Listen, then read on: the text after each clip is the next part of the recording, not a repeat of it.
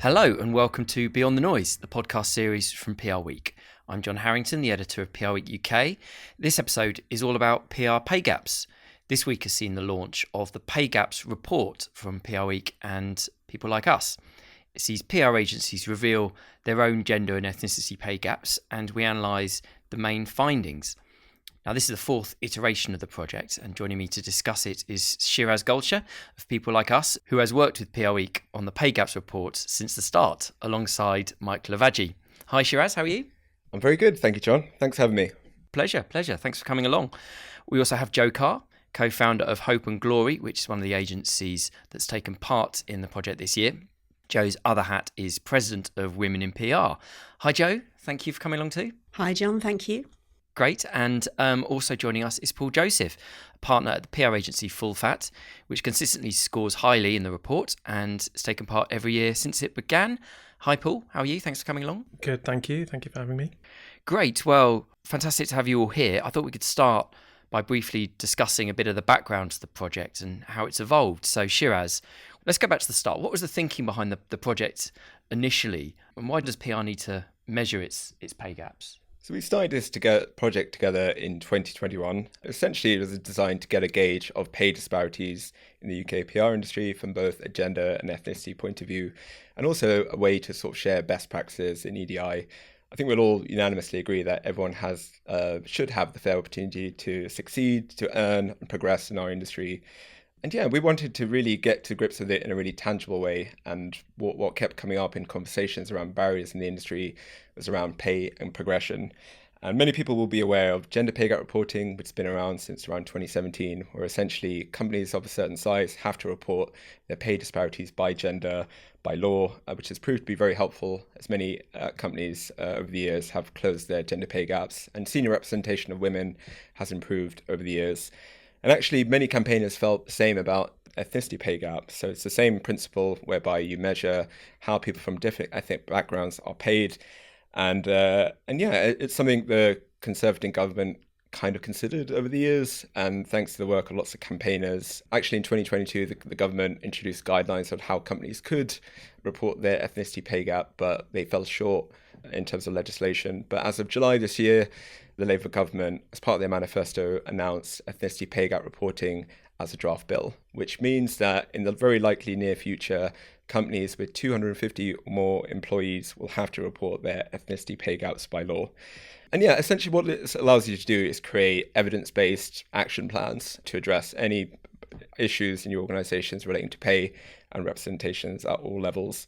So since the start of our project, we've had a good amount of agencies enter, and this year we're really proud to see we've had our most number of entries at 41 agencies.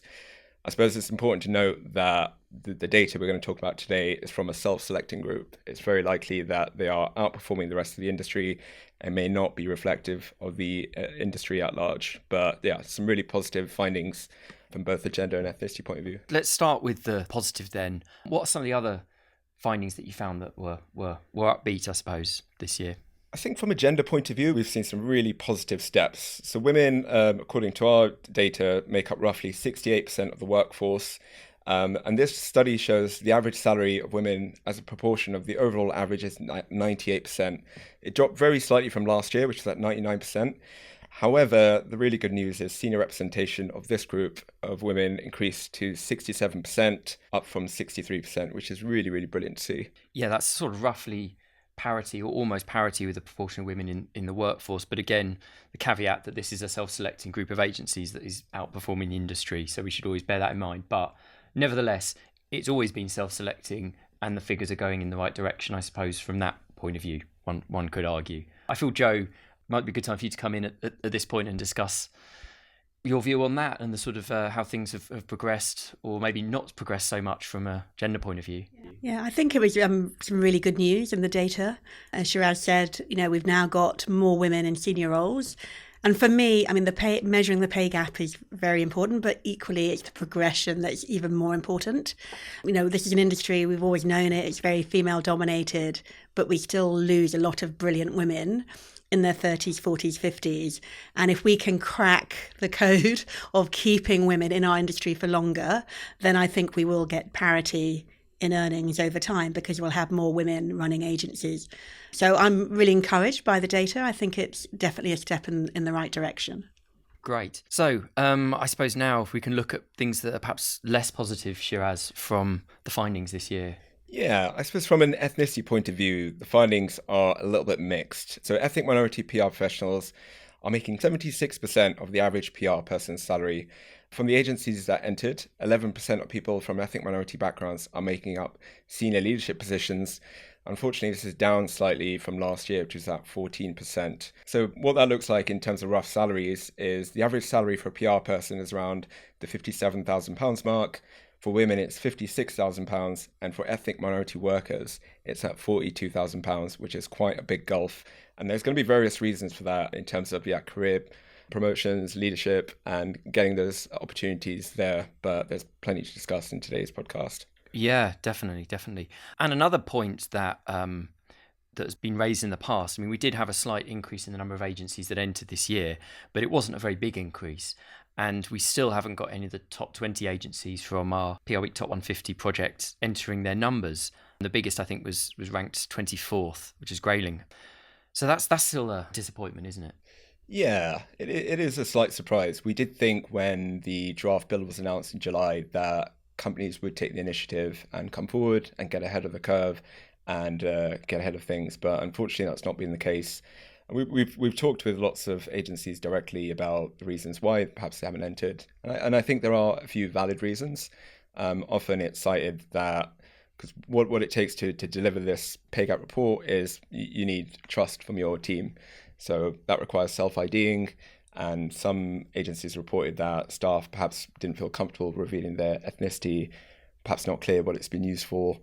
Therefore, they've not had enough respondents to report accurately. Others have reported that they're being part of a larger network of agencies and perhaps haven't been allowed to come forward individually as a bit of a group decision.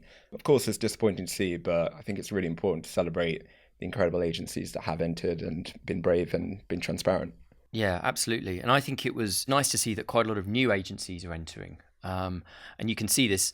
Obviously, we know quite a few of these agencies. We know pretty much all of them, but there are some who have, pretty small workforces actually, and were only founded a couple of years ago, which is really nice. And actually, there was one agency that was under the 10 employee threshold that we give for entering this, and they say, they'll definitely enter next year. So hats off to them. And it's actually a bit disappointing not to be able to include them, but it's a positive sign, isn't it? That, maybe there is a generational change going on here, that actually this is going to be a much more normal thing for agencies that are being formed in the sort of, I guess, this decade. So this year we've had more of a detailed breakdown into ethnicity, or we've tried to do this via the survey. What's been the thinking behind that?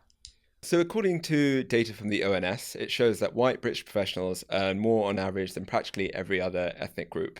Of course, there are exceptions. And the reason we have decided to break it down is, firstly, it's the correct way to report ethnicity pay gaps. There are so many nuances and differences by ethnicity. Like the example off the top of my head is some of the highest earners in the UK tend to be from British Indian backgrounds. And actually, some of the lowest earners in the UK are from British Pakistani backgrounds.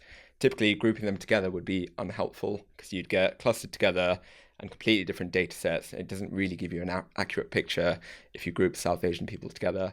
So what we did this year is broke it down by ethnicity, as the ONS does, and also the ethnicity pay gap guidelines the government produced in 2022 clearly outlines that companies should break down pay by individual ethnicities. That way you'll be able to see trends from different ethnic groups. And again, off the top of my head, some of the lowest earners in the UK, aside from Pakistani and British Bangladeshi workers, are women from Caribbean and African backgrounds. As Joe touched on earlier, it really gets you down to the intersectionality of reading the data and making it as useful as possible for you to action against. Yeah, absolutely. So we had a go at doing this. It's difficult because there are obviously the government guidelines includes a lot of ethnic groups, and obviously a lot of the agencies that give their figures aren't that big, and not all of them would have this data. It wasn't without its challenges, but we got a reasonable number of agencies that did fill it in. We said agencies could fill this in anonymously, so we've got some aggregated figures, and we didn't actually break it down by every ethnic group included because it was simply not practical. But if you look out for the findings on PRWeek.com this week, you'll get a bit of an idea of some of the more detailed trends about ethnicity pay gaps. So look out for that. John, can I just pick up on a point as well that Sheeraz just made? I think it's really interesting, and I don't know the ins and outs of this, but for those larger agencies to cite that maybe they're not psychologically safe enough as places to work, that people don't want to self-ID, I think that's quite telling. Like, we should be creating cultures, inclusive cultures, and where people feel they can talk about the various lived experiences and where they, all of that, and for that to be a reason that they haven't entered, I think it tells us a lot more about what might be happening in some of those bigger agencies. Yeah, it may well, actually. It's a good point. I thought now it would be good to bring Paul in and Joe with your Hope and Glory hat on really, to talk about your own experience of this. So Paul, it'd be good to know how your agency has looked to tackle pay gaps in recent years and what you sort of made of the process. Yeah, sure. So for us, we've entered the pay gap report since 2021. For us, entering every year has been really important, holds us accountable. It also means that our team are holding us accountable every year as well to do it. I think entering is just the first step, and you're not looking necessarily to score the highest, although that would be great, but it's more an introspective look about what we can do better. So for us, how do we minimize those pay gaps? So recruitment is the first part. So working with really strong recruiters, having an equality monitoring platform so we can measure how well are we doing in terms of inclusivity, and do we want to change our tactics a little bit more? And then the other one is when you're hiring people in and they're coming in at same seniority, but they have different pay expectations, we look at the current employees and we tend to match. We then bring their salaries up to match. That's been the main driver in terms of keeping the pay gap to the smallest we can. But yeah, it's challenging. I think it was particularly saddening to see the decline in the number of people from ethnic minority backgrounds in senior roles. And we know that this is, as Sheeraz said, it's a self-selecting group. So the actual picture for the wider industry is probably a lot poorer than that. And that's really saddening to see, especially it's been declining since last year, and seeing that trend downwards. Yeah. No, it's good. It's a good point. And Joe, from Hope and Glory perspective, how have you sort of found the process, and what have been some of the initiatives that you've taken at the agency in recent years that really stand out? Yeah, I mean, I think, as Paul said, it's really important that we do this and that we can stand up in front of our team and play back the findings, because, I mean, I know it's an overused cliche, but if you don't measure it, how on earth can you improve what you're doing?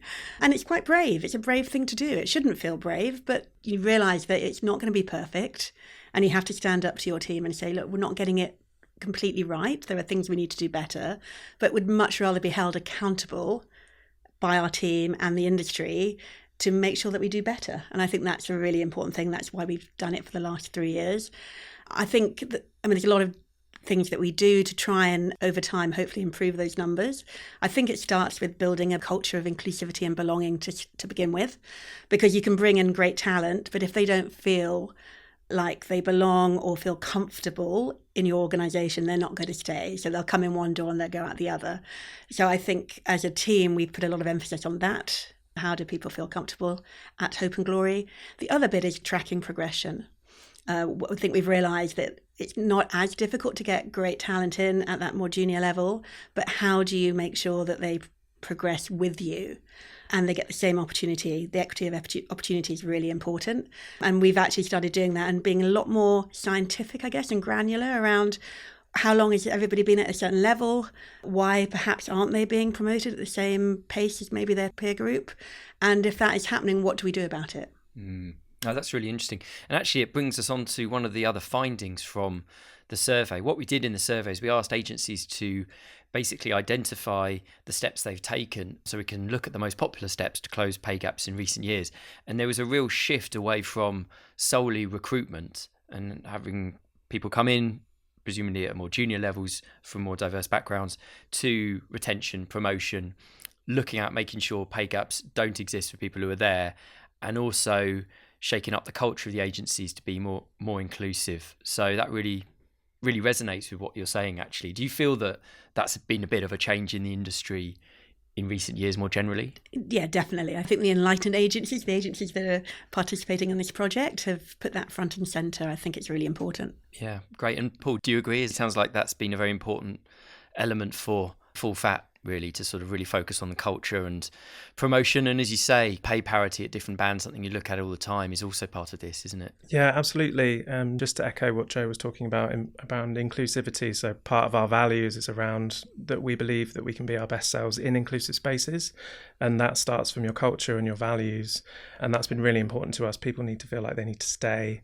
They need to have that sense of belonging. They also need to see what is ahead of them in terms of their career progression. So that means transparency around where they can be going. It means honest conversations around pay brackets as well, of what's afforded to them in their current role and where do they sit. And having those conversations is really important to make people believe that they can be a part of a company for the long term. The retention is so important, because getting them through the door is one job. Retention is difficult. And I think that's why we're not seeing so many people from ethnic minority backgrounds in senior roles, because they're becoming disfranchised or they don't see themselves as those companies. There was a report by Black Comms Network a couple of months ago, and they found, I think it was that only 19% of people saw that they could become or be in a senior role in that company that they were in, which is quite saddening, but mirrors what we're seeing here. One thing that struck me slightly from this is there's been a bit of a move away from certain steps that agencies are taking. I remember a couple of years ago, people would talk a lot about blind CVs as a good way to sort of strip out bias from the recruitment process. But there's actually been a bit of a dip in the proportion of agencies that are using blind CVs. Maybe there's been a bit of a mind shift away from not knowing this to actively wanting to recruit more diversely, if you see what I mean. Do you think that's been a big factor? We used to do blind CVs and found that nearly all of the candidates and applicants that were applying would include all of their information in their CV and their application. So it didn't seem to be a barrier for us.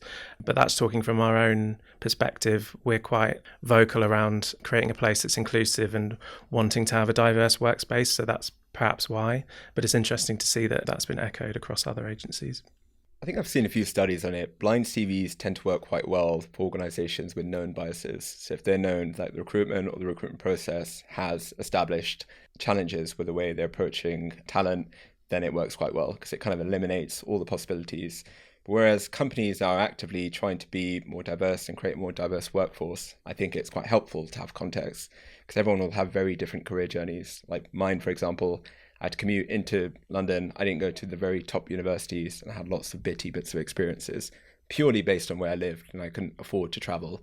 And you can easily explain that once you're in the room and with that. So I think if it works well for your company, then great, go ahead. But there are two schools of thought here, so I don't think there's a definitive way either way. Yeah, interesting. Thank you. So I wonder if maybe we should talk. I mean, Sheeraz and I, we've been doing this quite a few years now, say 4 years. Quite a lot of the time people will ask, what's next? What can we do to improve it, to move it on? And sometimes we get asked about looking at other characteristics such as disability, sexual orientation, class, even age. Somebody suggested we could ask about age. I think we've taken the view that nothing is off the cards in principle, but in practice it can be a bit difficult, can't it? I thought maybe we could talk about some of the difficulties, I guess, we've had in this process, but also some of the difficulties that we would have if we were going to look at other characteristics. Yeah, well, I think next year will be interesting. If by chance the legislation has been brought forward, it'll be really interesting to see how we consolidate agencies that have to report by law, along with all the brilliant agencies that have entered voluntarily. I mean, look, I think there are so many characteristics worth exploring. Our industry definitely over-indexes from a class point of view. I think I read a stat somewhere that PR has more than 3 times the national average of professionals that were privately educated. So I think that can have quite a profound impact on your networks and who you know in the industry and where that can take you. So I think class is definitely something I'd love to explore. Same with disability. So the disability pay gap reporting will be introduced alongside the ethnicity one. So it could be worthwhile exploring. But yeah, there's so many areas we could. It'll come down to a practical point of view that I think what we've found is, or maybe the slight worry is, maybe the greater the ask from agencies in terms of data, perhaps we'd get a drop off, but perhaps Paul and Joe could answer to that. Yeah, I think so. The current form at the moment is you fill out the form online, don't you? And I know with the, I think it's the PRWeek Best Places to Work, there is an element of employees filling out forms, which might help in terms of the self-identifying aspect if employees feel like they're entering details that are going to be seen by PR Week. However, that's probably going to be another limitation for the bigger agencies because then they don't have any control over it. But I can see Sheeraz's point. I think having all of those details on the current form, I think, would be quite a big ask. You'd probably find that the current agencies would do it, but I think it would just cause more of a barrier for those that haven't entered yet. I mean, we've got that data. We do ask our team. I mean, obviously it's voluntary, and if they want to self-identify, but we're asking them about class and social mobility. We're asking them about age, and neurodiversity is another area that we've kind of tracking as well. We do have that information. Yeah, it's a difficult one, isn't it? And I think part of the difficulty is, the form, let's face it, is quite long already. So we always have that sort of practical limitations to doing things like this. And you do come into difficulties around definitions and things like that. I mean, we've had it in the past with the definition of ethnic minority, haven't we? And we've kind of stuck to the government's own definitions of it. So yeah, there are those sorts of hurdles to overcome. But hopefully, at some point, we'll find a way of expanding this. But I always think it's difficult to promise too much in a way because you just don't know what will be practical. I think the important thing, John, is that we're having the conversation, that we've started talking about gender and ethnicity, but we are already alive to the fact there are so many other ways and the kind of intersectionality piece as well. Particularly if you think if you're a woman of colour, you've got the double whammy in this data, because you might be being paid less because of your ethnicity and you're being paid less because of your gender. And I think the more we can explore that will be really interesting. But I think we should take and maybe confidence in the fact that at least we've started the conversation, and even doing what we're doing around gender and ethnicity is really important. Yeah, definitely. So finally, everyone, I wonder if I could ask all of you to offer just one piece of advice to anyone who wants to close pay gaps at their agency or indeed at their in-house team that they could take away from listening to this podcast. For me, it starts with the belonging and inclusivity piece of work. Because if you haven't got that in place, it doesn't matter what else you do. So I would start there. The other thing I would say is the progress piece, that make sure that you've got, in addition to collecting data around pay, looking at how quickly people are progressing through your organisation, how long are they an account manager, how long are they an account director, and if they're not tracking alongside their peers, why is that? Because that will enable you to kind of, it's a tough question to ask yourself, but maybe you haven't got the right support in place for members of the team that perhaps come from other agencies or have a different lived experience, and actually they've not learnt some skills along the way that you need to help them with. Great, thank you. Paul? Yeah, I think I'd say that it doesn't have to be a top-down initiative. You can bring your team on board, and the thing that's worked really well for us is we created a DEI committee, and that involves people at all levels throughout the agency voluntarily coming together, and we allow them the time to think about the DEI strategy for the agency, how we're going to raise the bar in terms of what we've done the year before, and they then hold the agency account in terms of our progression, and it just gives the team more ownership and also belonging in terms of how they want to shape the agency and making it as inclusive a culture as possible. Great. It reminds me, actually, I remember doing 30 under 30 that we've done every year for a long time, and I've been involved in it quite a lot of the time. From that, so many of the younger PR people will take charge of these D&I type initiatives, inclusivity initiatives, and it does seem like a sort of groundswell of desire to be more inclusive, diverse as an agency. So yeah, that really feels like a good thing to tap into. Yeah, definitely. And it also allows people who have different perspectives to come to the table and have real say in terms of the agency's direction, place that they wouldn't normally get in the normal agency environment. I think also, if I can jump in from a gender perspective, the other thing that employers can do and might be much better at is just thinking about parental policies, female health policies, all the other things that would keep women in our industry, because I think we've often heard about this thing, missing women. Where do they go? Where do they hit 35 and they seem to disappear? And I think we have to fix that. And we've got a role we can play there around making it much easier for people, if they do take a career break or they're caring or they have children, that they come back, and that we make that return as straightforward as we possibly can. Absolutely. And Sheeraz, what do you think? I speak to lots of wonderful agencies all the time, and it's really clear the industry is packed with exceptional leaders that really care about diversity in our industry. They see the moral reason of giving everyone a fair opportunity to succeed. And also from a business point of view, it's great for business. You've got different points of view and perspectives in an ever sort of diversifying population. If we're not reflective of them, we're not really going to serve them well. And often I find the people, the leadership are often brought in, and often where there's a disconnect is somewhere at the mid-manager level, where people aren't really understanding a company's D&I objectives, and perhaps aren't, as just Joe sort of touched on, giving really clear feedback and clear objectives, on giving you clear steps on how to progress in your career. So I think investing in that sort of mid-manager level will go a long way, because I'm sure everyone listening and everyone here has had a bad manager in their time who's perhaps felt they've held you back. And I feel like that's often the case. Just anecdotally, the feedback I've had through thousands of people in the industry, it's like often it feels like, perhaps people are holding them back. Their manager aren't championing them, their work. So I think that's beyond the great recommendations from Paul and Joe. Is investing in management training, it'll go a long way. I also think it's important that people pay it forward. That the role of mentoring and coaching.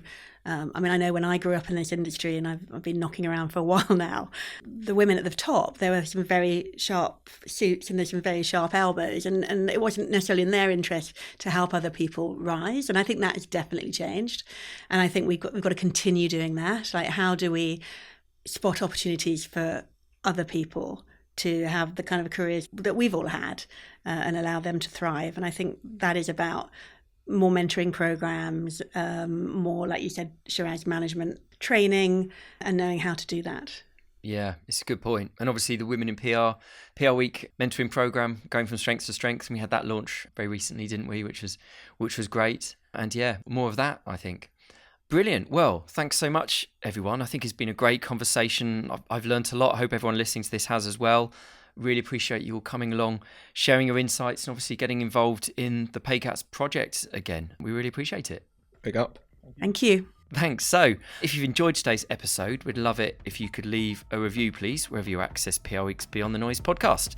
Thank you for listening. Until next time, goodbye.